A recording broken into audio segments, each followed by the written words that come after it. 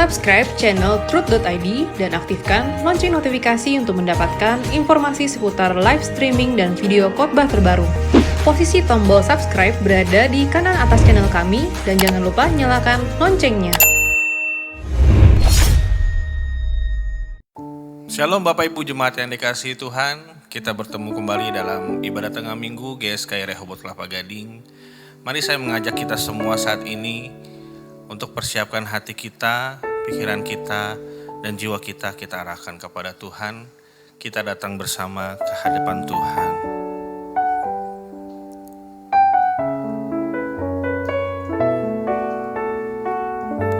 Bersama kita sembah Dia.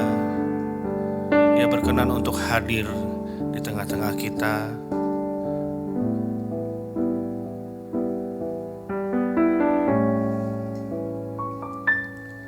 Sering ku tak mengerti jalan-jalan-Mu Tuhan, bagai di belantara yang kelam.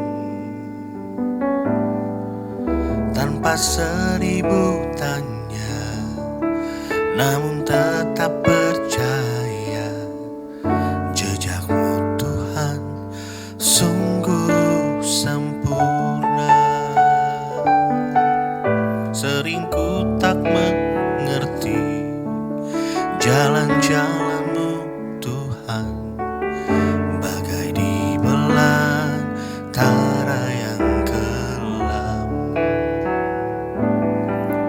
Tanpa seribu tanya, namun tetap percaya jejak-Mu Tuhan sungguh sempurna. Ajarku memahami semua yang Kau ingini, agar hidupku puaskan hati-Mu. Bagimu aku rela sepenuh hati menghamba, serahkan diri genapi karya-Mu.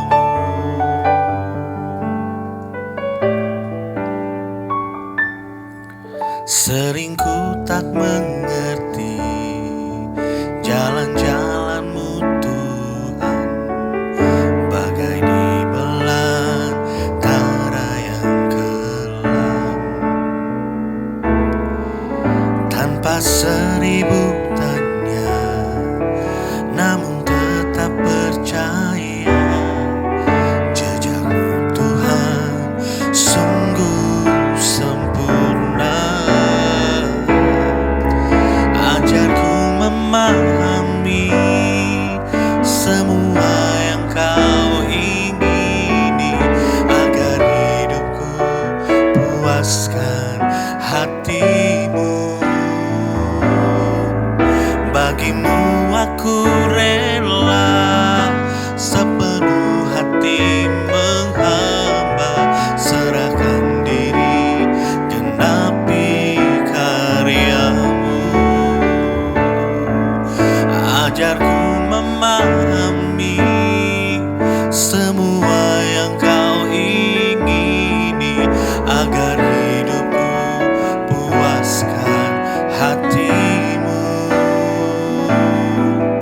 Bagimu aku rela sepenuh hati menghamba, serahkan diri genapi karya-Mu. Ajarku memahami semua yang Kau ingini, agar hidupku puaskan hati-Mu. Bagimu aku rela sepenuh hati menghamba, serahkan diri genapi karya-Mu. Serahkan diri genapi karya-Mu. Serahkan diri genapi karya-Mu.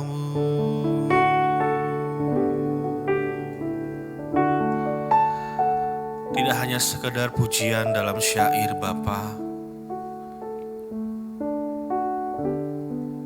Ini rindu kami di hadapan-Mu.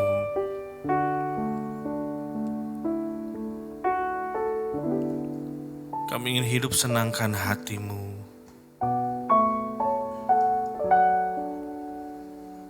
Satu hal yang kami minta Bapa, tuntun kami menjadi anak-anak yang berkenan di hadapan-Mu.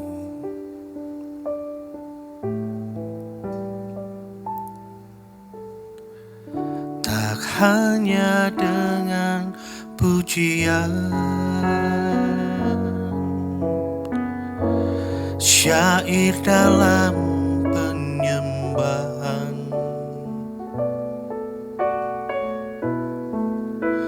sembah hormatku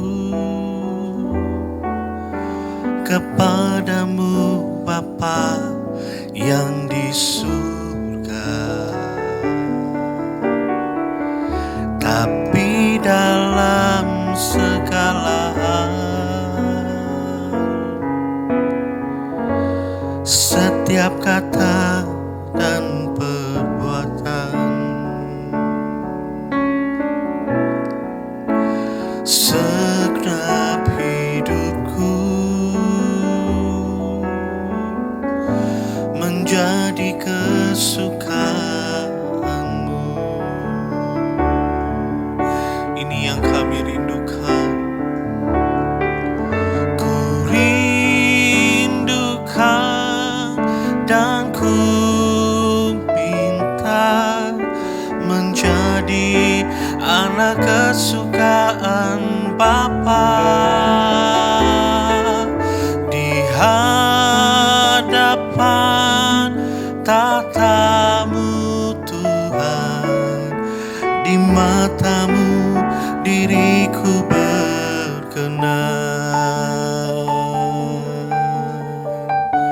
Tapi dalam segala hal, tapi dalam segala hal, setiap kata dan perbuatan,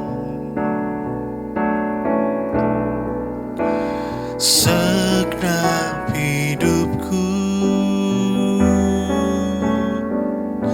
menjadi kesukaanmu. Ku rindukan, ku rindukan dan ku minta menjadi anak kesukaan Bapa di hadapan tatamu Tuhan. Di matamu diriku berkenan. Ku rindukan dan ku minta menjadi anak kesukaan Bapa di hadapan tatamu Tuhan. Di matamu diriku berkenan.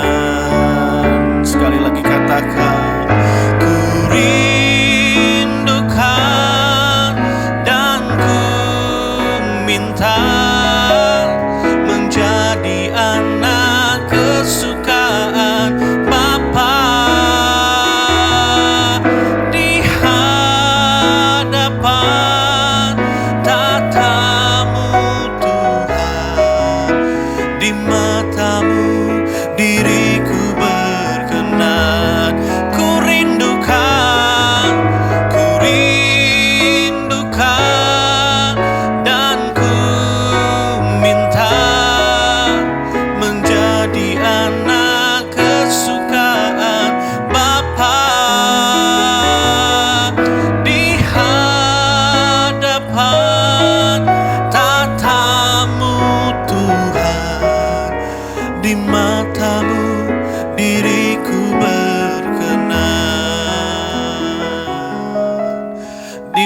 matamu diriku berkenan.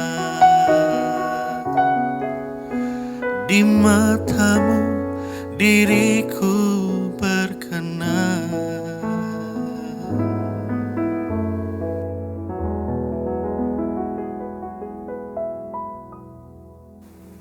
Shalom Bapak Ibu Saudara sekalian. Kita berjumpa lagi di Ibadah Tengah Minggu. Saya ajak kita untuk terlebih dahulu berdoa sebelum kita mendengarkan dan merenungkan kebenaran firman Tuhan. Mari kita berdoa. Bapa di dalam surga, terima kasih untuk kebaikan-Mu. Kalau kami ada hari ini, semua karena kebaikan-Mu, semua karena belas kasih-Mu. Layakkan kami di hadapan-Mu. Pakailah hamba-Mu yang hina ini untuk menyampaikan firman-Mu yang mulia, supaya setiap kami disegarkan, dikuatkan, dan dimuliakan dalam Engkau Tuhan. Terima kasih untuk segalanya. Kami mulai ibadah tengah minggu ini, kami mendengar kebenaran-Mu dan merenungkannya dalam nama-Mu yang mulia. Kami bersyukur dan berdoa. Amin. Shalom Bapak Ibu Saudaraku sekalian. Hari ini kita akan bicara mengenai berteologi dari pengalaman. Berteologi dari pengalaman.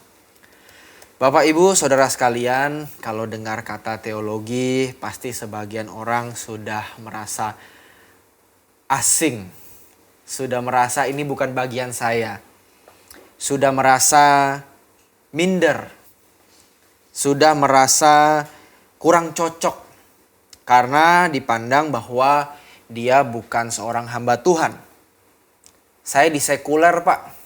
Saya bukan di sekolah Alkitab, bukan di hamba Tuhan. Jadi saya tidak pintar, tidak mahir mengenai teologi.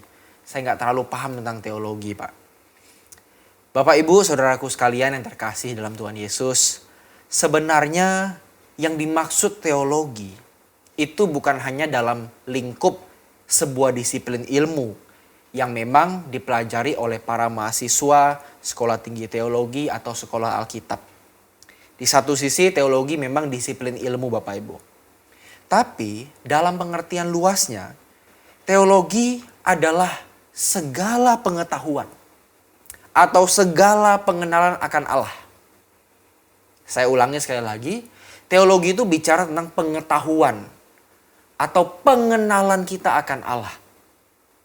Jadi setiap kali kita bicara misalnya Allah itu baik ya, Tuhan itu mengasihi saya ya. Sesederhana itu ketika kita memaknai bahwa Tuhan mengasihi kita melalui peristiwa-peristiwa hidup tertentu. Tuhan mengajar saya, Tuhan mendidik saya lewat satu peristiwa. Disitulah sebenarnya kita sedang berteologi. Berteologi tidak harus selalu yang menjelimet, bikin kajian yang tebal-tebal, bikin buku tebal-tebal. Nggak selalu begitu Bapak Ibu. Berteologi itu bisa juga berarti ketika kita menjumpai Allah. Berusaha memaknai Allah. Berusaha mengenal Allah. Berusaha mengetahui tentang Allah. Mengenal pribadinya. Di situ pun sebenarnya kita sudah berteologi. Makanya Bapak Ibu, ketika ibadah tengah minggu ini kita bicara mengenai berteologi dari pengalaman. Ini bukan sesuatu yang berat. Ini bukan sesuatu yang, kayaknya bukan bagian saya. Saya bukan mahasiswa, saya bukan akademisi teologi. Tidak Bapak Ibu. Kita semua saling ingin mengenal Allah. Mengetahui Allah. Mengalami Allah. Setiap orang yang bersentuhan dengan Tuhan dan kebenarannya, mereka pasti berteologi. Pasti. Tadi contohnya, sesederhana kita berkata bahwa Tuhan hadir dalam hidup saya. Tuhan sayang sama saya. Tuhan mengasihi saya. Tuhan gak ingin saya terhilang. Itu pun sudah berteologi. Karena kita menampilkan pengenalan kita akan Allah lewat perkataan kita itu dari apa yang kita alami. Nah Bapak Ibu Saudaraku sekalian, jadi teologi bukan hal yang jauh dari hidup kita. Itu hal yang dekat. Teologi, pengetahuan tentang Allah. Theos, logos gitu ya. Setiap orang punya pengetahuan tentang Allah. Oleh karena itu, hari ini saya mau bagikan kepada kita semua. Apa sih sebenarnya berteologi itu? Dan bagaimana berteologi dari pengalaman? Apakah itu mungkin? Kalau mungkin bagaimana? Kenapa? Gitu ya. Nah, Bapak Ibu, sebelum masuk ke firman Tuhan lebih dalam, saya ingin kita membuka Ayub pasal 42 ayat 4 sampai 6. Ayub pasal 42 ayat 4 sampai ke 6. Firman-Mu, dengarlah, maka akulah yang akan berfirman. Aku akan menanyai Engkau, supaya Engkau memberitahu aku. Hanya dari kata orang saja aku mendengar tentang Engkau. Tetapi sekarang mataku sendiri memandang Engkau. Oleh sebab itu, aku mencabut perkataanku. Dan dengan menyesal, aku duduk dalam debu dan abu. Bapak, Ibu, saudaraku sekalian yang terkasih. Seringkali kalau bicara tentang teologi. Kalau kita bicara tentang teologi. Teologi itu dipisahkan dari pengalaman. Dipisahkan dari pengalaman. Kenapa? Karena yang dimaksud orang berteologi, terutama dalam kalangan akademisi teologi, yang namanya berteologi itu proses berpikir yang rasional, yang objektif, sistematis, logis, dan tidak boleh subjektif, seperti apa yang dialami seseorang dalam pengalaman. Makanya seringkali pengalaman dipisahkan dari teologi, karena dipandang membahayakan objektivitas.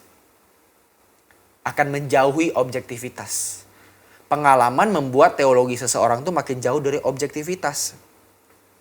Terkesan bahwa teologi itu suatu hal yang rasional, artinya harus dipikirkan dengan runtut ya, harus masuk akal dan memang harus punya rumusan tertentu gitu ya. Sistematis, berurutan gitu. Logis dan jauh dari subjektivitas. Memang teologi punya sisi itu Bapak Ibu. Teologi itu punya sisi rasional, artinya bisa dinalar ya, bisa masuk akal, bisa dipikirkan, ada cara berpikirnya, bisa sampai pada kesimpulan itu. Satu kesimpulan bisa diambil karena ada argumentasi A, B, dan C. Memang rasional. Dia juga sistematis dan logis, memang. Tapi Bapak Ibu, selama ini dikesankan berteologi itu suatu proses yang formal. Suatu proses yang formal. Sehingga dikesankan hanya orang tertentu saja yang memiliki pendidikan atau latar belakang ilmu teologi yang bisa dan boleh berteologi serta merumuskan pengalaman akan Allah. Saya ulangi.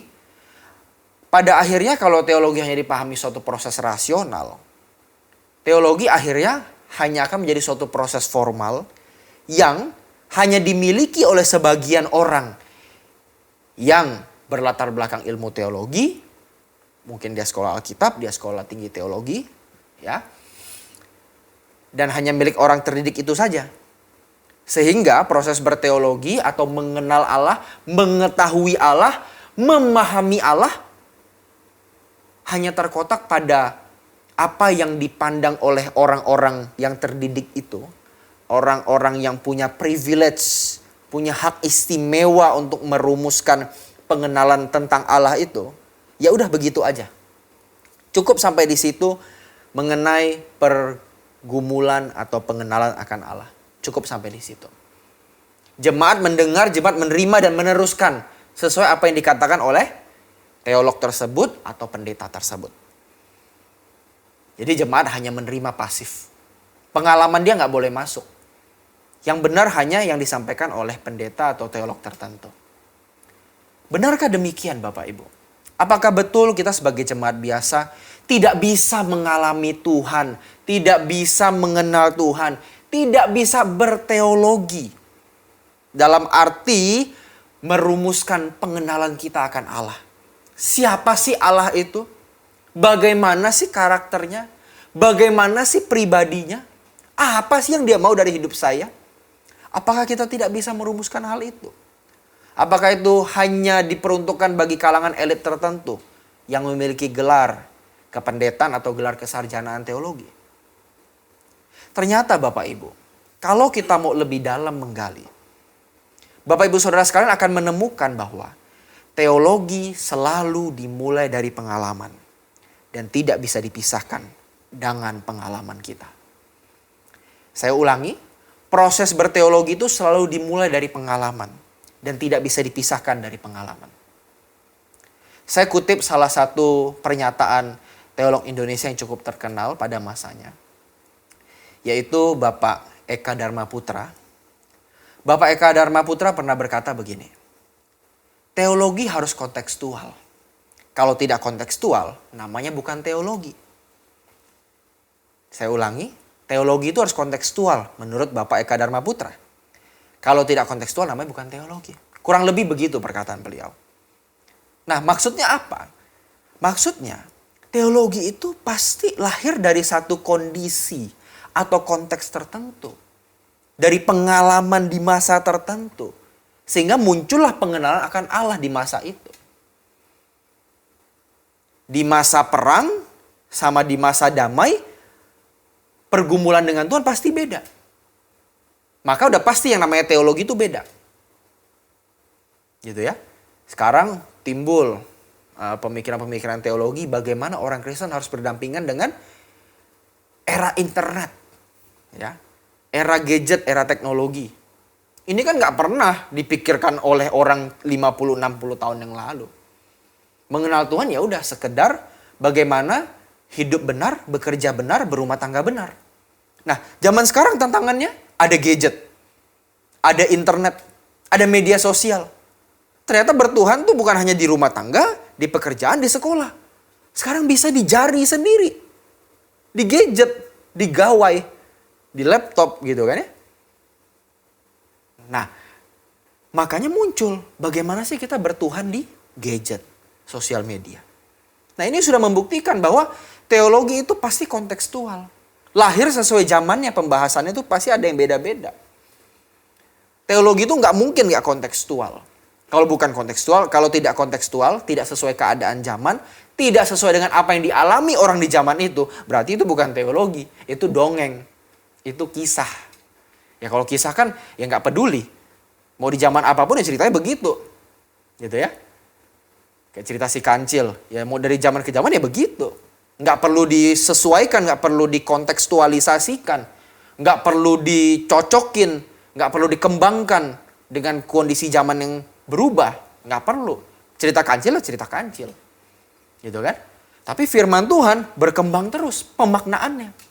Meskipun ceritanya tidak berubah, tapi bagaimana orang memaknai firman Tuhan itu, mengartikannya, menafsirkannya itu bisa terus berkembang. Ini salah satu bukti bahwa teologi itu nggak bisa dipisahkan dari pengalaman orang di masa itu. Dan dalam berteologi, ketika kita berteologi artinya kita berusaha mengenal Allah, meskipun Bapak Ibu tidak duduk di bangku sekolah teologi, disitulah kita bergumul dengan Tuhan dalam pengalaman kita. Jadi nggak bisa nggak nyatu sama pengalaman kita, itu pasti menyatu. Nggak bisa terpisah, tidak bisa dipisahkan. Kita tidak bisa memisahkan teologi dan pengalaman. Teologi itu lahir dari pengalaman. Dan pengalaman akan mewarnai teologi kita. Jadi selalu berputar. Gitu ya. Lebih lanjut lagi kalau kita lihat kitab suci. Bapak Ibu Saudara sekalian, apakah sadar bahwa kitab suci kita dimulai dari pengalaman dan pemaknaan masing-masing penulis dengan Allah di zaman mereka masing-masing. Beda-beda. Gitu ya. Tulisan zaman Musa ya zaman Musa. Tulisan di zamannya Matius ya zaman Matius.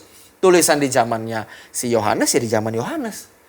Ada pergumulan beda-beda yang mereka tuliskan dan rekam di Alkitab berangkat dari pengalaman mereka dengan Tuhan dan dunia mereka pada hari itu. Maka sampai sini kita udah tahu jawabannya. Bahwa teologi tidak bisa dipisahkan dari pengalaman. Dan teologi bukan monopoli kelompok tertentu. Bukan milik kelompok tertentu. Daerah bisa dimonopoli, uang bisa dimonopoli ya. Tapi teologi, pengenalan akan Tuhan, pemahaman akan Tuhan, pengalaman dengan Tuhan tidak bisa dimonopoli. Oleh kelompok manapun. Baik itu pendeta, aktivis, dosen, teolog atau apapun tidak bisa dimonopoli. Semua orang berjumpa dengan Allah. Dalam pengalamannya. Nah, tapi pasti akan muncul pertanyaan seperti ini. Pak, bukankah itu berbahaya?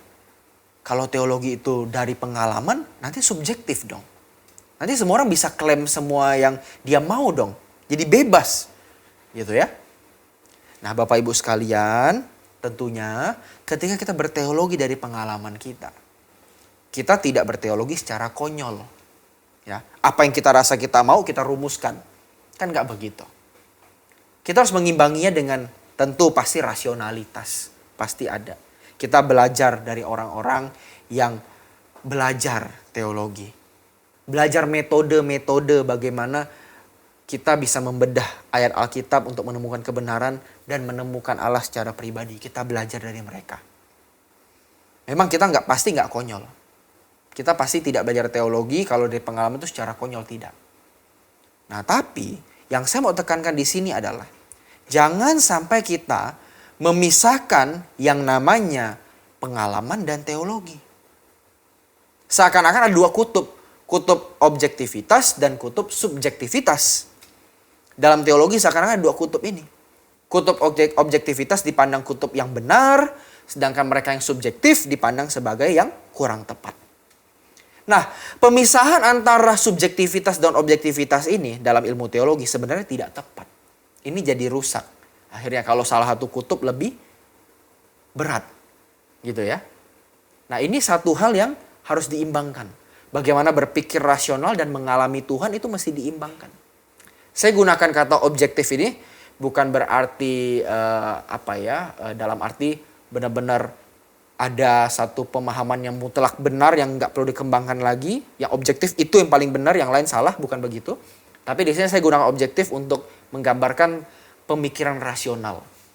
Sedangkan subjektivitas itu pemikiran yang dipandang kurang rasional gitu ya. Atau mungkin berangkat dari individu tertentu dalam pengalamannya masing-masing yang agak subjektif gitu ya.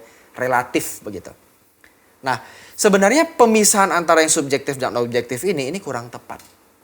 Karena dalam ilmu alam pun, ya nggak usah teologi Bapak Ibu, ilmu alam nih ya. Ilmu fisika contohnya. Yang kita temukan sesuatu yang dipandang objektif, yang dirasionalkan, yang bisa diteorikan. Itu selalu lahir dari subjektivitas. Alias dialami dulu. Contoh, hukum gravitasi dari Isaac Newton. Gitu ya. Hukum gravitasi dari Isaac Newton. Apakah Newton langsung dapat teori itu? Enggak. Bapak Ibu pasti tahu ceritanya. Dia duduk di bawah pohon apel. Gitu ya. Dia duduk di bawah pohon apel, jatuh apelnya ke kepala dia. Gitu kan. Dia jadi berpikir, waduh ada apa ini? Begini ya.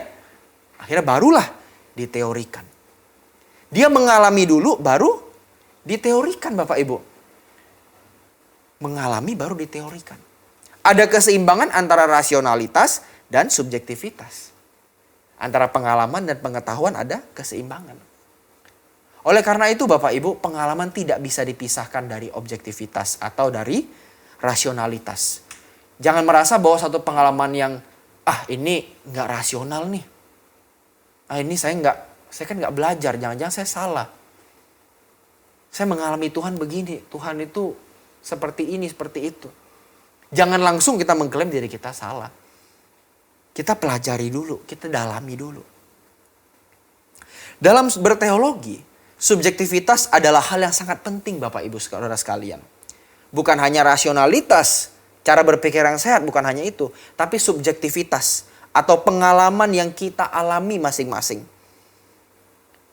Pengalaman yang kita alami masing-masing itu sangat penting membentuk sebuah teologi yang relevan, yang kontekstual dengan hidup kita hari ini. Karena teologi itu sebuah disiplin ilmu yang dinamis, yang harus terus bergerak.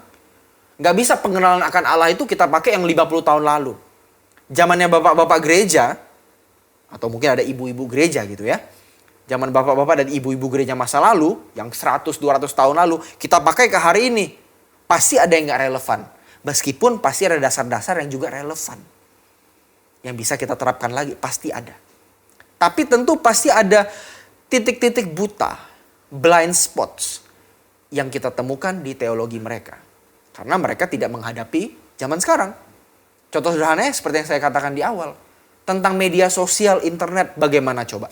Dari zaman dulu. Nggak ada yang bisa menjawab. Karena zaman itu belum ada tentang hal itu pergumulannya. Nah maka kita di sini bergumul. Baca kembali firman Allah, kita bergumul dengan pengalaman kita hari ini. pengalaman kita di era internet.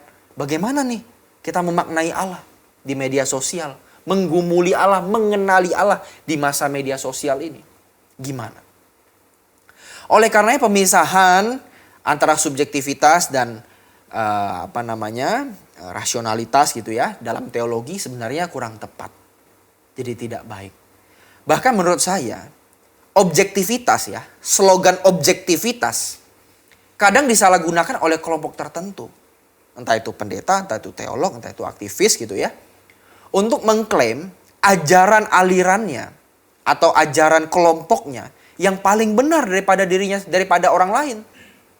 Saya ulangi, kadang-kadang klaim objektivitas. Mereka yang biasanya berasal dari kalangan akademisi gitu ya, yang benar-benar punya nama di masyarakat, merasa bahwa mereka memiliki objektivitas atau kebenaran tunggal yang mutlak. Yang semua orang kalau tidak sama dengan itu pasti otomatis keliru, pasti otomatis sesat. Nah, ini kadang-kadang digunakan jadi senjata. Senjata untuk memperbesar diri, mengklaim diri lebih benar, dan kelompok lain menjadi kurang benar. Padahal, seperti yang kita ketahui Bapak Ibu Saudara sekalian, tidak ada pemaknaan tunggal terhadap Allah. Nggak bisa. Kita semua saling melengkapi. Semua gereja, semua denominasi, semua tubuh Kristus itu saling melengkapi Bapak Ibu. Kita saling melengkapi pengenalan akan Allah. Saya pikir kita pernah dengar satu ilustrasi tentang orang buta yang memegang gajah ya. Orang buta memegang gajah. Jadi 3 orang buta Bapak Ibu. Ada satu orang buta pertama ini, dia disuruh pegang sesuatu nih. Coba menurut kamu tuh apa? Ini gajah loh, kamu tahu nggak? Nggak tahu kata dia. Coba pegang. Nah dia kedapatan pegang kakinya gajah. Udah pegang tuh kaki gajah. Wah, saya baru tahu nih gajah. Ternyata gajah tuh panjang ya.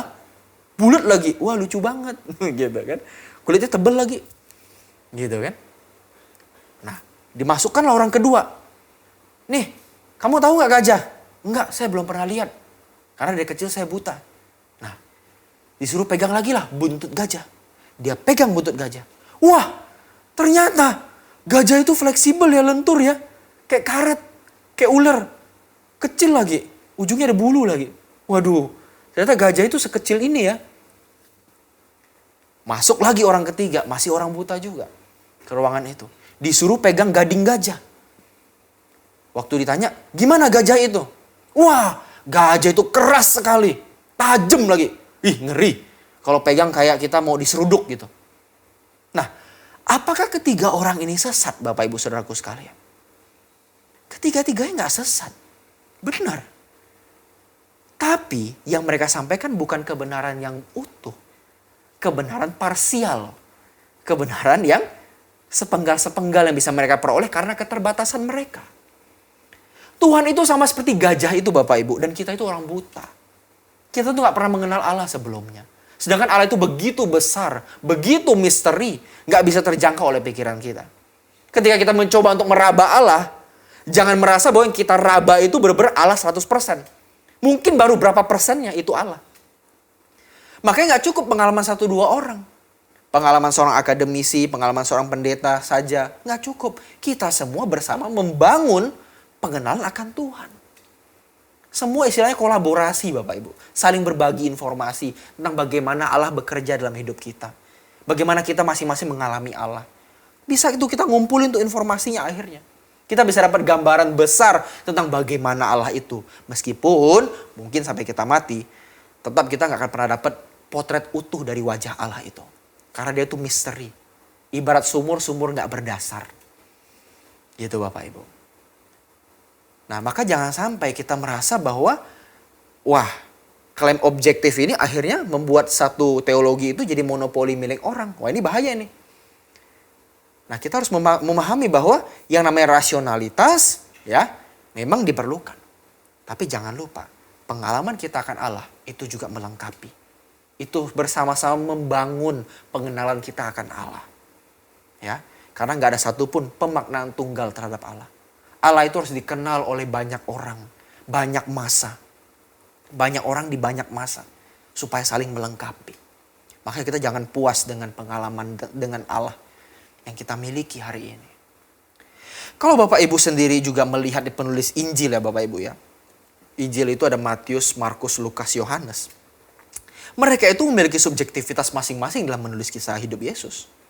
Meskipun masing-masing mereka itu menulis dengan rasionalitas, dengan sistematika, dengan logika yang mereka miliki.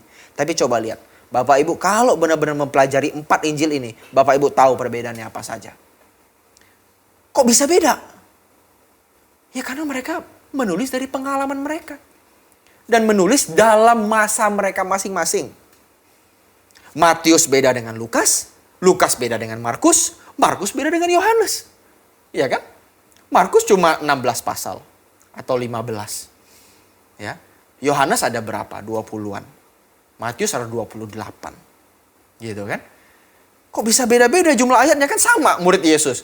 Kan sama istilahnya orang yang dipercaya Tuhan untuk menurunkan Injil. Kok gitu? Karena punya subjektivitas masing-masing. Contohnya, kisah Zakeus hanya akan Bapak Ibu temukan di kitab Lukas. Nggak ada di Matius, nggak ada di Markus, nggak ada di Yohanes. Perkawinan di Kana, Bapak Ibu hanya akan temukan ceritanya di Yohanes. Nggak ada di 3 Injil lainnya. Ya kan? Tentang cerita ketika Tuhan Yesus ditangkap, terus ada anak muda yang telanjang lari. Itu cuma ada di Markus. Nggak ada di tempat lain. Nggak ada di Matius, nggak ada di Lukas, nggak ada di Yohanes. Tentang cerita orang-orang kudus yang bangkit. Ya waktu Yesus mati, kuburan di Yerusalem terbuka kan. Ada orang kudus bangkit. Itu cuma ada di Matius. Nggak ada di Injil lain. Nah kok beda-beda nih Pak? Memang. Mereka itu menceritakan satu sosok Yesus. Dengan rasionalitas mereka. Tapi juga jangan lupa. Mereka juga menulis dengan pengalaman mereka masing-masing. Dengan konteksnya masing-masing. Ada angle khusus pada masing-masing penulis sesuai dengan pengalaman dan konteks mereka. Situasi zaman mereka. Kalau Bapak Ibu juga ada di aliran Pentakosta gitu ya. Di aliran Pentakosta karismatik. Bapak Ibu juga pasti tahu sejarahnya gimana. Bukan hanya penulis Injil ya. Aliran pun juga ada subjektivitasnya masing-masing. Contohnya di Pentakosta. Kalau Bapak Ibu tahu, aliran Pentakosta itu awal mulai dicurigai. Karena dipandang tidak objektif oleh sebagian aliran Injili atau Protestan. Wah kok bisa ada pengalaman bahasa roh begitu, penglihatan. Mana ada lagi gitu kan. Oh mana ada begitu-gitu. Kan Bapak Ibu tahulah pasti bagaimana Pentakosta karismatik itu menjalankan ibadahnya. Bebas gitu ya. Kursi aja bisa patah kalau ada lawatan Tuhan gitu kan. Saya dengar cerita waktu KKR itu ada satu daerah itu nggak boleh pakai kursi KKR-nya. Kenapa? Karena pakai kursi pasti patah. Karena ketika manifestasi itu bisa wah kemana-mana gitu. Jadi nggak boleh pakai kursi kalau KKR di daerah itu. Harus plong. Kalau jatuh aja sendiri gitu. Jadi nggak ngerusak kursi. Bisa tekor gereja kalau beli kursi terus. Pada awalnya dicurigai Bapak Ibu. Aliran Pentakosta. Tapi sekarang aliran dan teologi Pentakosta berkembang begitu pesat. Baik dari segi jumlah maupun pemikiran. Bahkan Bapak Ibu, teologi Pentakosta sekarang dipandang memberi kritik yang membangun terhadap teologi barat yang terlalu fokus pada kristologi. Sehingga melupakan pneumatologi atau doktrin tentang Roh Kudus. Kan Pentakosta ini pneumatologinya kuat ya. Pemahaman tentang Roh Kudusnya kuat nih. Sedangkan teologi-teologi barat sebelumnya tuh tentang Kristus yang kuat. Fokusnya Kristus. Padahal ada pribadi satu lagi nih. Yang harus juga disorot yang gak kalah penting dalam perjalanan iman orang percaya. Yaitu Roh Kudus. Nah Pentakosta itu menghidupkan penghargaan. Atau fokus terhadap Roh Kudus ini juga dalam hidup orang percaya. Dalam perkembangan teologi itu begitu Bapak Ibu. Bahkan sekarang aliran Pentakosta itu dipandang memberi kritik yang membangun. Terhadap aliran-aliran mainstream. Yang terlalu terfokus pada kristologi. Atau doktrin tentang Yesus, tentang Kristus. Kristus terus bahasannya. Tapi nggak dibahas Roh Kudus. Nah doktrin Pentakosta itu menyeimbangkan. Nah maka di sini kita lihat Bapak Ibu. Bahwa subjektivitas dan pengalaman itu bukan musuh dalam berteologi. Itu bukan musuh. Itu keseimbangan. Rasionalitas dan pengalaman itu mesti berdampingan. Justru berteologi dimulai dan tidak bisa dipisahkan dari pengalaman.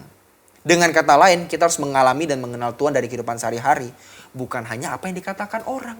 Sama kayak yang Ayub alami itu. Yang kita baca tadi ayatnya. Wah, dulu cuma dari kata orang aku mendengar engkau. Tapi sekarang mataku sendiri memandang engkau. Lihat, Ayub pun sempat cuma terima apa kata orang. Berteologi dari apa kata orang, dari rasionalitas yang dia terima. Teori-teori sebelumnya yang dia terima. Tapi ketika dia mengalami masalah hidup yang berat, ya akhirnya membuat dia merenungkan ulang kembali tentang Tuhan. Dia punya pemahaman yang baru tentang Tuhan. Lihat, teologi Ayub aja bisa berubah Bapak Ibu. Cara berpikir dia tentang Allah, pengenalan dia akan Allah saja bisa berubah loh. Siapa kita nggak mau mengubah pemikiran teologi kita? Kalau kita perlu diperkembangkan, diperluas lagi, kenapa tidak? Jangan menutup diri, jangan merasa ajak, mapan gitu ya dengan teologi yang sudah kita miliki. Kita harus terus membuka pengalaman dengan Tuhan Bapak Ibu. Kalau ternyata Tuhan itu lebih dari kayak tadi ya, bukan hanya kaki gajah, jangan-jangan dia juga lebih dari itu, kita harus siap. Karena selama ini kita buta. Dan Allah itu begitu besar. Kalau kita pegang satu bagian, kalau Tuhan izinkan kita pegang bagian lain, itu bukan berarti dua hal yang bertentangan, bukan. Itu dua hal yang sama. Kalau kita bisa lihat pribadi Allah yang keras di samping pribadi Allah yang lembut, ini bukan berarti Tuhan itu seperti orang bipolar atau cepat mood swing gitu ya. Punya dua sisi kepribadian, bukan. Itulah pribadi Allah yang utuh. Dan masih banyak lagi dimensi pribadi Allah yang perlu kita kenal. Nah, terus implikasinya apa kalau kita belajar begini Bapak Ibu? Implikasinya yang pertama, ketika kita tahu bahwa berteologi dari pengalaman itu adalah suatu hal yang harus, wajib, kudu, yang kita nggak bisa hindari. Kita nggak bisa pisahkan dari hidup kita. Maka, bertuhan dari pengalaman, artinya semua orang punya kesempatan yang sama untuk mengalami Tuhan dan mengenalnya. Bapak Ibu jangan merasa, aduh saya mau orang nggak pantas. Saya mau orang berdosa Pak. Saya nggak bisa mengalami Tuhan. Boro-boro Pak mengalami Tuhan. Setan aja lari Pak lihat saya. Tuyul aja takut Pak lihat saya Pak. Nggak begitu Bapak Ibu. Semua orang punya kesempatan yang sama. Punya akses yang sama untuk mengalami Tuhan dan mengenalnya. Tergantung siapa yang mau ngambil lebih banyak. Tuhan buka nih kerannya nih. Kita dikasih ember atau kita punya ember. Siapa yang embernya lebih besar, ya dia akan dapat lebih banyak airnya. Kalau ibarat Tuhan itu air ya. Pengalaman dengan Tuhan itu air ya, kita punya ember seberapa itu yang kita dapat. Kalau kita punya ember yang besar, kita akan dapat banyak. Jadi tergantung setiap orang mau persiapin ember dia seberapa besar. Embernya seberapa besar itu tergantung orang itu. Makin besar ember kapasitas yang kita miliki, semakin banyak kita bisa mengenal Tuhan. Yang kedua, bertuhan dari pengalaman sebenarnya menggugat pemisahan antara imam dan awam. Kita sedang menggugat Bapak Ibu antara pemikiran, oh ada imam nih, ada pendeta. Oh ini jemaat biasa. Enggak. Kita menggugat pihak yang selama ini dianggap berotoritas dalam merumuskan doktrin. Sebenarnya doktrin itu memang harus dirumuskan ya, harus ada ajaran dari satu gereja, pasti ada. Tapi bukan berarti ketika ada pengalaman yang berbeda dari doktrin ini harus selalu dicap sesat. Nggak bisa begitu. Tuhan itu terlalu luas untuk dikategorikan, dimasukkan dalam kotak doktrin. Dalam lembaran-lembaran tulisan, dalam sebuah buku tentang doktrin, itu Tuhan terlalu besar masuk ke situ. Dan pengalaman masing-masing orang dengan Tuhan itu bisa beda-beda. Yang artinya, jangan sampai ketika kita misalnya nih, bagi saya seorang pendeta, ketika saya sudah belajar teologi, saya punya pengenalan tentang Tuhan, ya, saya merasa saya paling berotoritas. Pendapat orang lain pasti salah. Kamu nggak belajar, kamu bodoh kok. Kamu jemaat biasa, kamu diam aja dengerin saya. Nggak boleh begitu. Setiap orang punya perjumpaan dengan Tuhan. Dan kita semua adalah umat-umat Tuhan yang bisa berjumpa dengan Tuhan tanpa batas. Nggak ada Tuhan lihat, ini pendeta bukan yang datang. Oh ini aktivis, oh ya udah boleh. Ini 2 orang aksesnya lebih cepat karena lebih baik. Banyak memberi saya pujian, banyak memberi saya kehormatan, kemuliaan. Ah jemaat biasa, aduh kamu terlalu sibuk sama pekerjaan sekuler. Udah kamu agak susah aksesnya ke saya ya. Nggak begitu Bapak Ibu. Semua orang dari latar belakang apapun bisa menghampiri Allah yang Maha Kudus itu. Dia nggak pernah melihat apa latar belakang kita. Jadi Bapak Ibu yang mendengarkan firman ini, jangan pernah merasa minder sekalipun Bapak Ibu bukan pendeta. Kita semua orang yang bisa ketemu Tuhan tanpa batas aksesnya. Maupun kita berdosa, Tuhan udah lupakan dosa kita asal kita mau bertobat. Ya. Yang ketiga terakhir, apa implikasi dari kita tahu bahwa dalam teologi kita, pengenalan kita akan Allah, itu bisa diperoleh dari pengalaman kita. Apa yang jadi implikasinya? Apa implikasi dari pengalaman kita itu bisa mewarnai cara pengenalan kita akan Allah? Kita tidak menjauhi pengalaman. Kita justru menggabungkannya dengan rasionalitas yang kita miliki selama ini. Dengan kita berteologi dari pengalaman, mengenal Tuhan dari pengalaman kita, artinya Bapak Ibu, kita bersedia untuk membuka diri kita seluas-luasnya dengan Tuhan. Kita bersedia mendengar pengalaman orang lain juga. Dan gak merasa eksklusif. Gak merasa eksklusif. Gak merasa paling benar sendiri. Karena Tuhan itu misteri, besar, luar biasa. Dia itu harus dialami oleh setiap umat manusia. Bukan hanya Musa yang mengalami dia, bukan hanya Paulus, bukan hanya Matius, Markus, Lukas, Yohanes, bukan cuma mereka. Kita pun hari ini harus mengalami dia. Dan kita punya jalan, punya musim, punya season yang berbeda dengan Tuhan ketimbang orang-orang lain. Nah, oleh karena itu, orang lain pun punya season yang beda kan? Punya perjalanan yang beda dengan Tuhan kan? Kita pun harus membuka telinga kita pada mereka. Jangan sampai kita merasa teologi kita, pemahaman kita akan Allah yang paling benar. Pemahaman orang lain, oh sesat. Yang benar itu yang ini. Merasa benar itu hak setiap orang. Tapi kita harus selalu ingat. Dalam kita berteologi sebagai manusia yang terbatas. Kita terbatas. Kita nggak pernah berteologi dalam kesempurnaan kita. Sebaliknya kita berteologi mengenal Tuhan itu dari keterbatasan. Yang artinya apa? Yang artinya kita butuh orang lain. Kita butuh orang lain. Pendeta, mentor, sahabat rohani, pasangan, anak, teman-teman. Kita perlu mereka. Kita perlu mereka. Untuk memberikan pengalaman mereka juga dengan Tuhan. Kita buka pengalaman kita dengan Tuhan. Kita benar-benar mencintai Tuhan. Kita mengenal Tuhan. Berusaha mencari wajahnya. Dan jangan sampai kita lupa orang lain pun juga berurusan dengan Tuhan. Kita mendengar mereka. Kita juga bergumul bersama mereka. Kita membagikan apa yang kita alami. Dan mereka juga membagikan. Ini indah Bapak Ibu. Alhasil pemahaman kita akan Allah akan berkembang. Kalau kita benar-benar tanpa batas mencoba untuk menggali Tuhan. Mengenal Tuhan. Menyelami Tuhan. Kita akan tanpa batas. Caranya gimana? Selain dengan pribadi. Kita juga dengan komunitas. Rekan-rekan seiman yang seperjuangan. Saling mendengar, saling berbagi. Saling menerima feedback. Saling untuk melihat bagaimana Tuhan bekerja dalam hidup kita masing-masing. Itu indah. Itu indah Bapak Ibu. Jadi mungkin bagi teman-teman pemuda yang mendengar ini.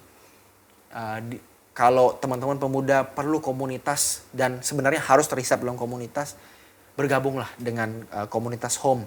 Yang disediakan oleh Gereja Suara Kebenaran Injil. Ya. Ada komunitas yang akan di dalamnya kita bisa berbagi. Kita bisa berbagi pengenalan akan Allah. Akhirnya teologi kita, pengenalan kita akan Allah makin lengkap, makin utuh. Kita bisa melihat bagaimana pengalaman setiap orang berurusan dengan Tuhan. Dan kita juga bisa membagikan pengalaman kita berurusan dengan Tuhan. Jadi Bapak Ibu jangan merasa drop, jangan merasa mental block kalau bukan pendeta. Kalau cuma jemaat biasa jangan mental block. Kita semua bisa mengalami Tuhan. Kita semua harus berteologi. Dan modal dari teologi itu bukan cuma ilmu di sekolah teologi. Tapi juga pengalaman sehari-hari dengan Tuhan. Dari firman apa yang kita dengar, kita alami itu akan membentuk pengenalan kita akan Tuhan. Akhirnya kita berteologi. Mungkin tidak formal teologinya. Seperti di sekolah teologi. Tapi kita berteologi di hadapan Tuhan. Amin Bapak Ibu. Kiranya firman Tuhan hari ini memberkati. Dan saya mendorong kita untuk benar-benar hidup dalam pengalaman dengan Tuhan. Itu bukan sebuah subjektivitas yang harus dijauhi. Melainkan itu adalah suatu hal yang tidak bisa terpisah dari rasionalitas dan logika kita. pengalaman dengan Tuhan sehari-hari itu melengkapi, menyeimbangkan. Amin. Mari kita berdoa. Bapa dalam surga, terima kasih untuk hari ini. Kami bersyukur bahwa kami boleh belajar. Kami mau menjumpai Engkau. Kami mau memaknai Engkau dari setiap hidup kami. Setiap fenomena peristiwa yang Tuhan izinkan terjadi dalam hidup kami. Ajar kami mengenal Engkau. Ajar kami melengkapi pengetahuan kami, pengenalan kami tentang Engkau. Kami tahu kami manusia yang terbatas. Kami juga butuh orang lain. Ajar kami untuk membuka hati, membuka telinga kami bagi kehadiran Tuhan dalam hidup setiap orang lain di sekitar kami. Terima kasih Tuhan Yesus. Kami bersyukur buat hari ini. Kami serahkan setiap subscriber dan juga viewers dari Truth ID ke dalam tangan-Mu. Kiranya Engkau yang memberkati. Berkat dari Allah Bapa dalam persekutuan dengan Tuhan Yesus dan penyertaan Roh Kudus menyertai kita semua sampai Tuhan datang kedua kali. Terima kasih Tuhan. Kami bersyukur dan berdoa. Haleluya. Amin.